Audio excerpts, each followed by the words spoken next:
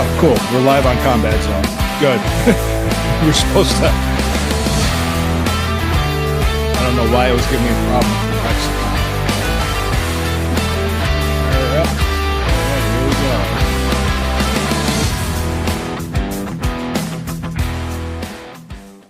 All right. Thank you. Thank you for joining us. It is the StewKast, episode 43. We just keep plugging away here, don't we, Corey? Hello today. Yes. And we're going to keep doing it over and over and over again. Yep. For as long as it takes. Yep. Until every single person has hit that like, subscribe, share, comment, all those things. Every single person has done all those things. So interact with us and we'll keep on bringing these to you. It's never going to fail. Yep. You are watching the StewKast Wrestling Podcast, which is on the Combat Zone Network, a subsidiary of the Fans First Sports Network. Thank you for joining us. Also, you catch Corey Castle, my co-host partner and, co-host, friend, and hetero partner, I should say, at Corey Castle everywhere. He also has his show Evolving, which is on YouTube, Spotify, and Apple Podcast. You can catch this show also on YouTube, Spotify, and Apple Podcast. Thank you. Like, share, subscribe. I'm Lou Marconi at Marconi251 on Instagram, at Marconi1973 on X. Corey's at Corey Castle everywhere. You can also find my work on the Fans First Sports Network with the Fanatical Elves Network, handling the Cleveland Browns coverage. But this one is a pro wrestling podcast, and we're glad to be with you. Talking Raw, SmackDown, and the season finale of Dark Side of the Ring. Feel free to comment throughout this. We appreciate each and every one of you. Also, click on the sponsor of the show, Hemisphere Coffee Roasters. Click on the link, order up some good coffee, and tell them Lou sent you. So, how are you, Corey? I'm doing good. I think what I want to talk about, as far as wrestling news and what's come out, is these releases that people just won't stop discussing. Yeah, R-Truth was a surprise. R-Truth and Carlito, right? Yes, Carlito just left on his own, I think, and so did Valhalla. People are flipping out, like trying to talk about not watching Raw and boycott WWE. This company that employed this person and paid them more money than they would have ever made doing anything else for 20 years, lost their job. This millionaire isn't working anymore, and he's not going to be okay. Like everyone, we talked about this the last time there was a bust, quote unquote bust flip. When you get into the wrestling business and you make a living in wrestling, they say save your money. Yep. These guys are pros. They've been pros for a very long time, and they've got plenty of money, and they're going to be just fine. Well, my understanding with Carlito was that he didn't want to renew; he just wanted to go. Right. Yeah. It seems like it was a mutual. R-Truth, you have your run for your while in wrestling, and you're done. I mean, it happens. It doesn't last forever. People's butts are really twisted up about it. Like, it's ridiculous how twisted up people's butts are about this whole thing. Well, it's weird that R-Truth was on SmackDown. I don't know if you I mean, did you have a chance to check that out? No, I didn't. I guess I missed that part. Yeah, he was. Let me see. Where was I have it in my notes here. Yeah. R-Truth, he put over JC Mateo. Mm-hmm. Okay. Mm-hmm. Okay. He did. So yeah, and they I mean, I'm just going through the SmackDown stuff. I mean, a lot of stuff that they were doing in both Raw and SmackDown was leading up to this weekend's Saturday night's Money in the Bank. That's what they're going for. So like the stuff between Naomi and Jade Cargill and Bianca, as well as your favorite was Nia Jax put over Naomi. Your favorite was Nia Jax. Yeah. When did R-Truth got released on Sunday? I think so did Carlito, if I'm not mistaken. And the woman wrestler Valhalla, that's the wife of Eric. Sarah Logan. Yeah. Yeah. It's She had one her of the second kid last like year. Yeah. I think she's gonna be more of a mom at home. I'm guessing because it seems like she just didn't renew it. I didn't talk to Ray about it, but hey, Mhm. I didn't. Yeah. I mean, but that will somehow be WWE's fault that she didn't decide to renew or something. Like Uh, it seems like the narrative is that people just want to like bash the company somehow over releases or people not renewing, and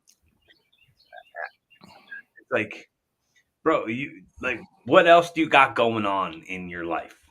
If that's what you're really, if that's yeah. where you're really planting your flag, This isn't like you're in an office or a factory.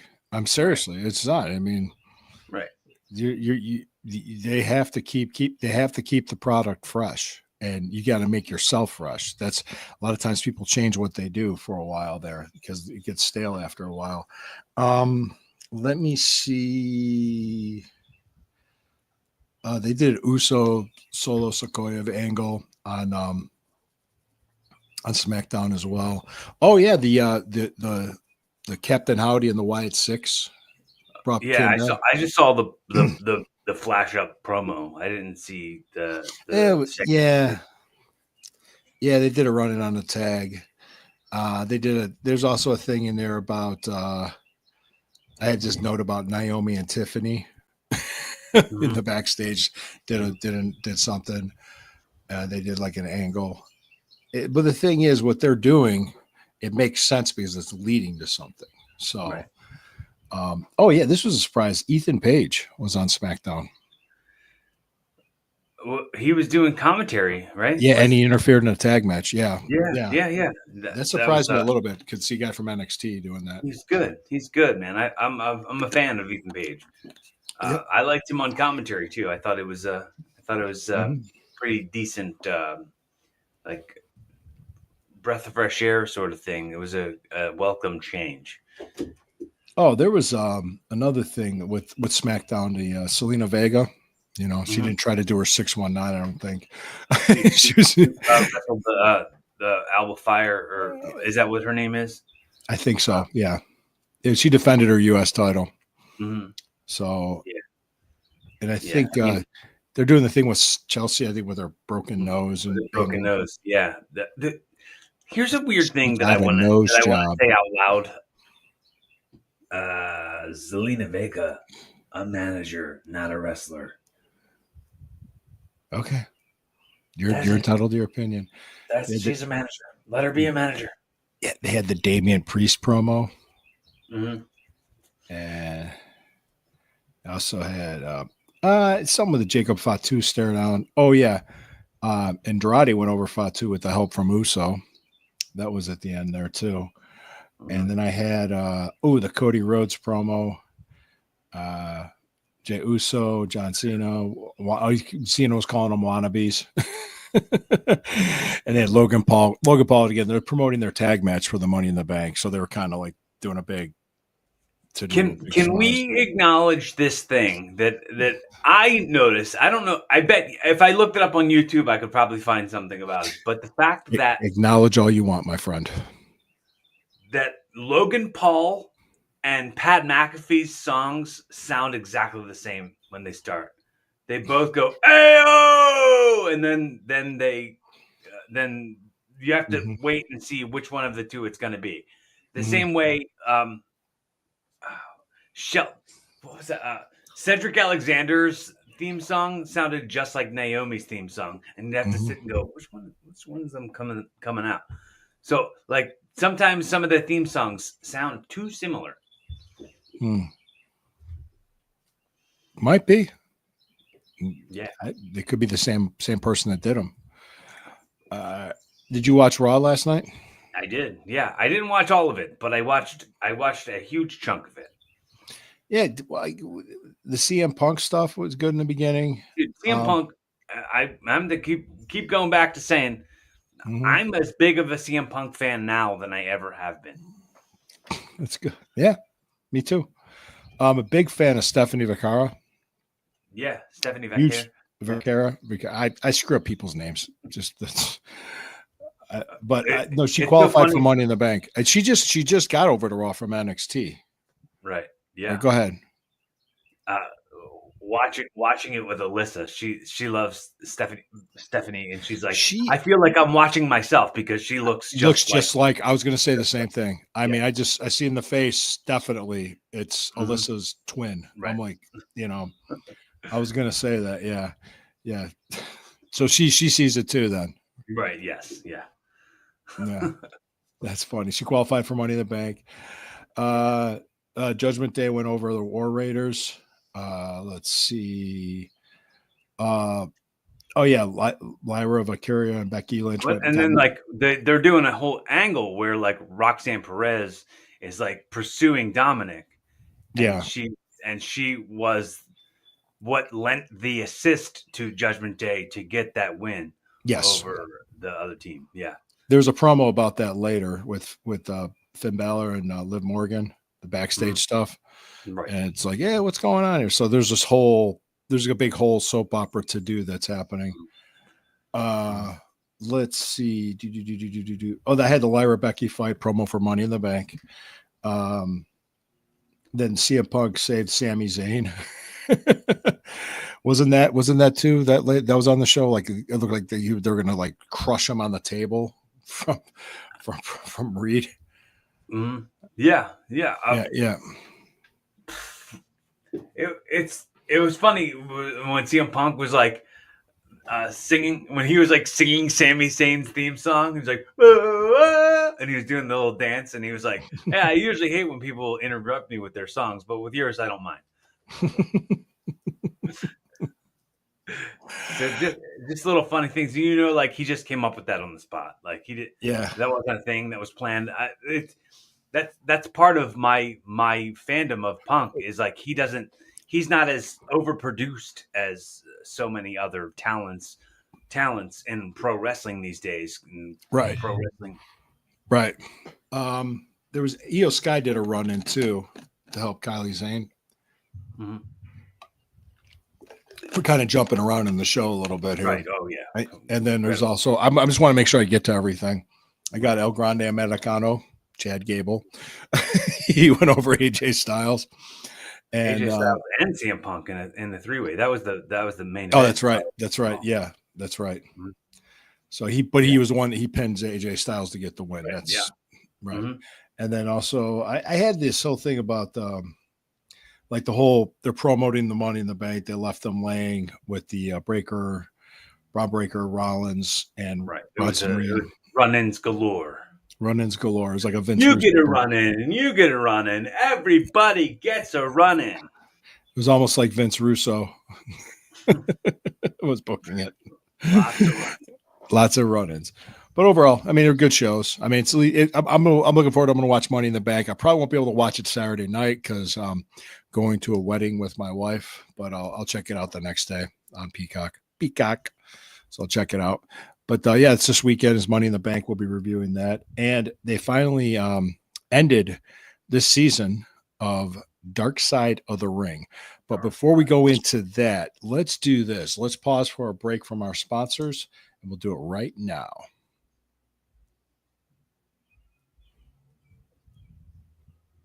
All right. Thank you. Appreciate it. Thank you for joining us. How about them sponsors? Thank you. All right. Oh yeah, I'm buying that stuff. I'm buying some of that stuff. And I'll suggest that you guys do just as much.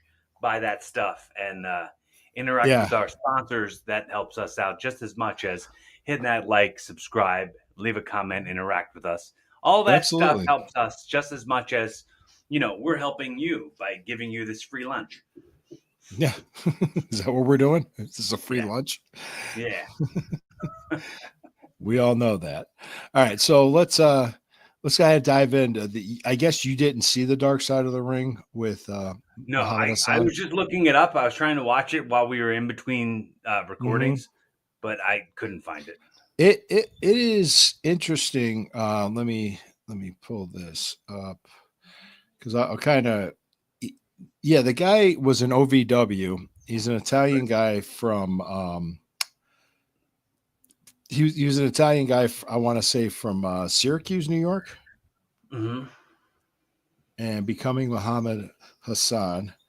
And I'm trying to see what they're saying.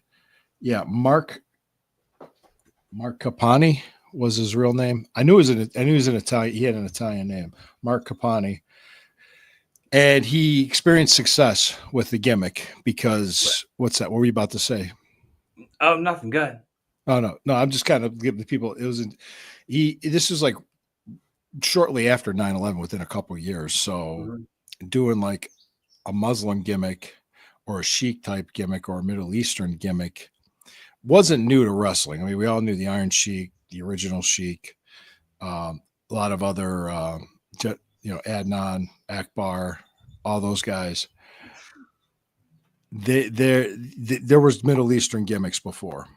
Abdullah the Butcher, he's from the Sudan, all that, but that was the way they were doing it at first was okay. And they're kind of like, he was a Muslim American. He felt like he was being mistreated because of 9/11. We're not all terrorists and all this other stuff. But it's when they took it to another level. I mean, he even worked Hogan at WrestleMania. Right. I mean, God. It's when they took it to another level and they brought terrorism into it. Like they had like mass thugs coming and running in for him and doing all this other stuff. I'm hearing music. They're having this stuff happen. I had cats. I just had cats like hissing at each other. That's why I had to throw a roll of paper towels at them. So, I mean, do you remember that 20 years ago in WWE? And do you remember the controversy it caused? You just nodded for the people that that are listening on the podcast. You just nodded. So yes, we do remember this. At that time for me in wrestling, I really wasn't that involved with it or watching it that much because I was recovering from an injury. I was just kind of my head was in a different place. But eventually he got released. He didn't do anything wrong. He did what the company told him to do. Instead of like maybe putting him on hiatus for 6 months, bringing him back under a different gimmick, a different name, repackaging him, they just let him go. Right. That was kind of like I said, like what I thought. That's kind of what I thought the episode was going to be. Like, I don't think it was going to be too much like darkness and stuff, but it was just like the fact that they just took this guy's job and they took his career away from him. And and that's why I was trying to find the episode. I haven't been able to find it. Yeah, I watched it, and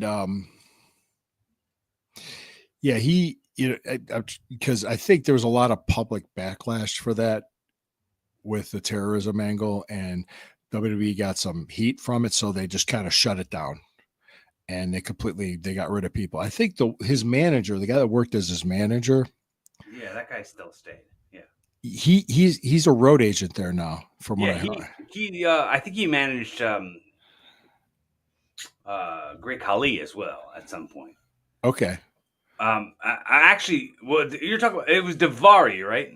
Yeah, Daivari. Not the other guy. The other guy was the guy who was a road agent who managed Khali, but he was also like one of the head writers. But Daivari went on to like wrestle in. I think he was in NXT. His brother was like a wrestler in NXT, and I think in AEW now his brother is.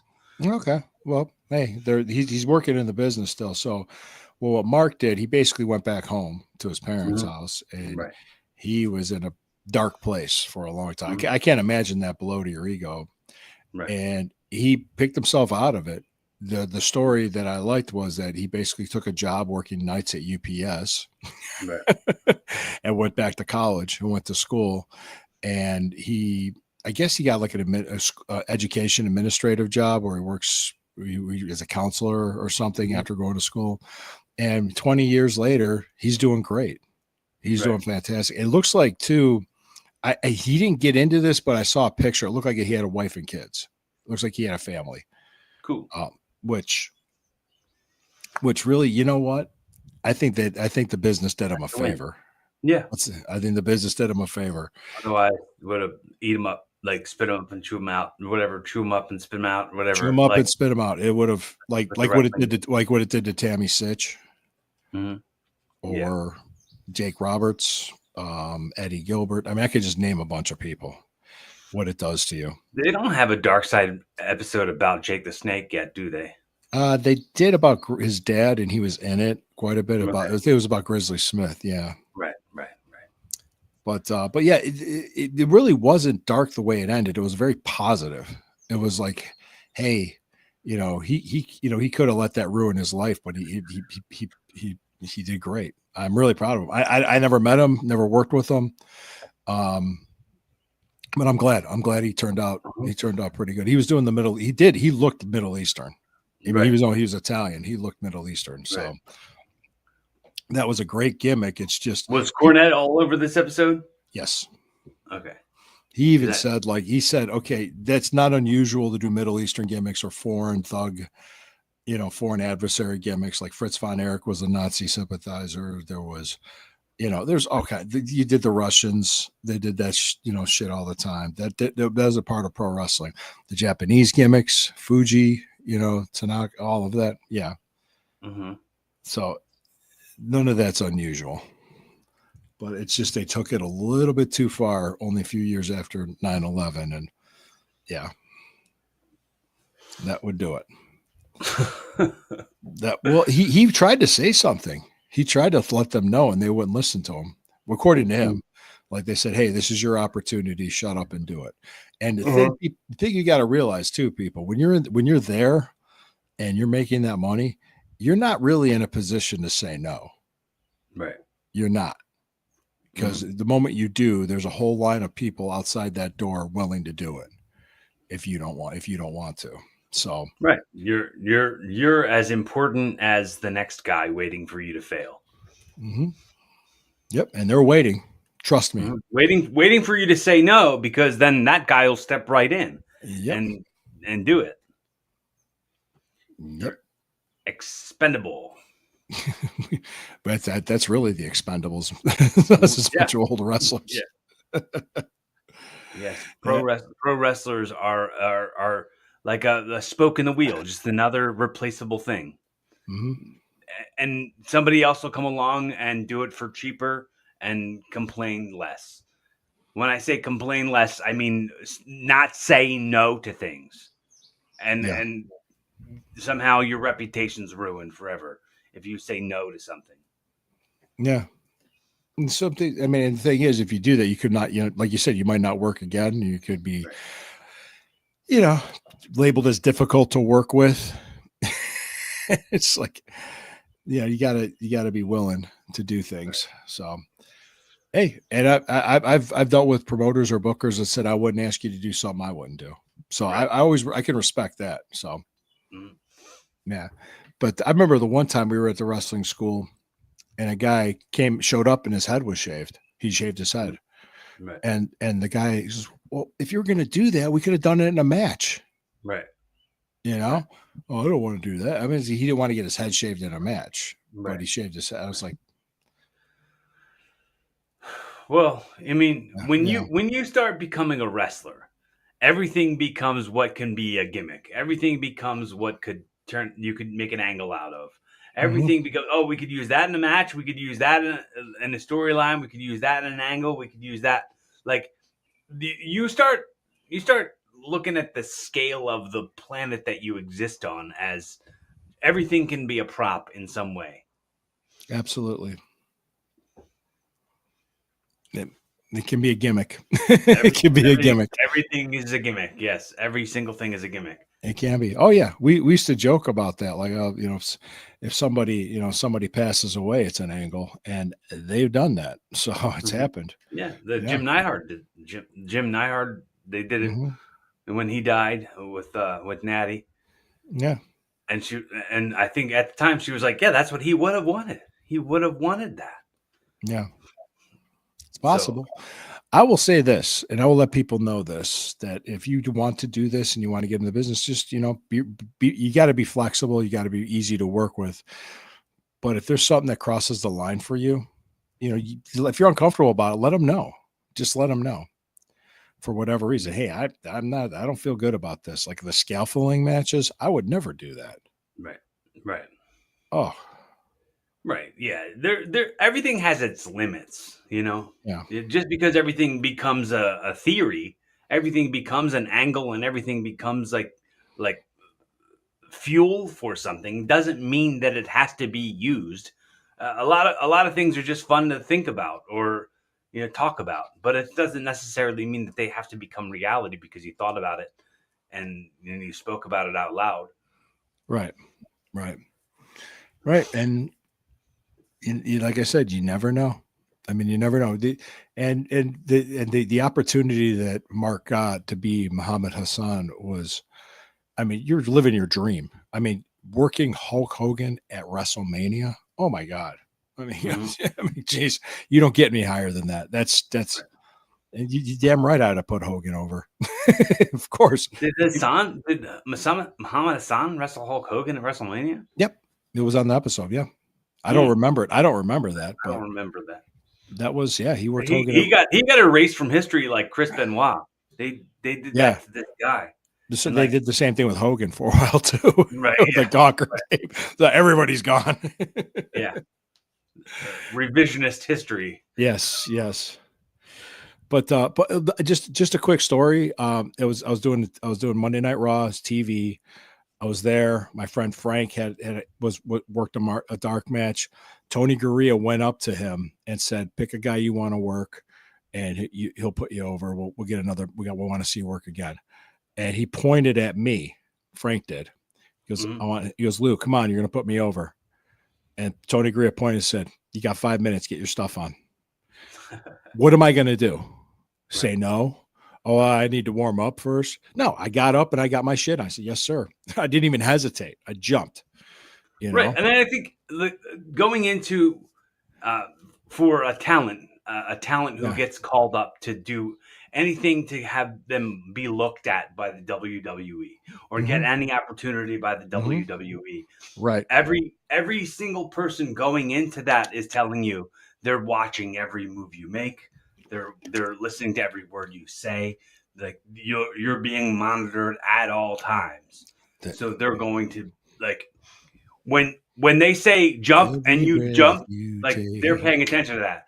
every If they say move jump and you you hesitate, make, you might get a bad reputation yeah, for I'm being just saying, difficult to work with. every breath you take. Right. That's what I Yeah. was doing. Yeah. You're getting watched. There's Well, that's the and other I mean song. I always feel like somebody's watching me. right. Yeah. Yeah. There Oh yeah. I mean There's the walls have ears, man. an insider term in wrestling, and I don't even know if this has made the mainstream very much, but living in a microscope. Like that's the microscope under the Mhm. microscope of pro wrestling in that like narrow casted dome Yeah. of what the pro wrestling world is. You know what You're kept me living out of inside a trouble bubble. when I was Yep. there? I was going to school at the time. I had my homework with me. I would be in the Right. corner doing my homework or reading something for school. Right. I was doing my schoolwork. Hmm. I wasn't the only one that did it too. We had our own table and our own spot somewhere. It Right. was me and a couple. Julio De Niro was another one. I mean, we were all just back, and they were cool with it. Nobody bothered us. They were like, okay, they're college students, and they Uh-huh. understood. I mean, yeah. So Mhm. yeah, Kevin Kelly was like real cool with me about that. I was like, "Hey, how's school going? How's it going? Hey, you graduating soon?" I mean, people were real happy with us. They saw that we were doing Right. because my dad. I remember my dad telling me when I got into it. He said, "Look, just have a backup plan. Get an education, have something to fall back on." And he was right. He was 100% right. So, Mhm. all right. So that was that. Muhammad Hassan. Mark Capano. He did really good for himself. Here to his life turned out great. I'm happy for him. And you Mhm. know what? To have that run, something to tell your kids and grandkids about, is amazing. He became the opposite of a statistic. Like Yeah, yeah. he that's that's And something that's something that everybody gets to have. and So the best. Yeah. Go ahead. Go ahead. Sorry. I So didn't I mean to just talk over you. it feels good to know that that's how they ended the season out. I know Yeah. the season has been sad as hell. I Oh, mean, especially the Daphne episode. Oh, yeah. that was rough. Yeah. And the So thing it's is, relieving. the lesson to learn here, guys, your life is what you make it. You might not get the best. You might feel like you got dealt a wrong hand. You got dealt a raw deal. We all been there. We understand, but you got to make the best of your opportunities when you have them and make the best of what you have. Anything you want to add, Corey? Because we're about ready to take it home. Nope. Okay. He's shaking his Take head it no. home. Home is what you Take it make it. home. Home is what you make it. Guys, thank you for joining us. Hemisphere Coffee Roasters. Click on the link. Enjoy the coffee. Thank you very much. We'll be back next Tuesday talking about money in the bank. You have a great, great Tuesday and a great week. Talk to you later. Show's up.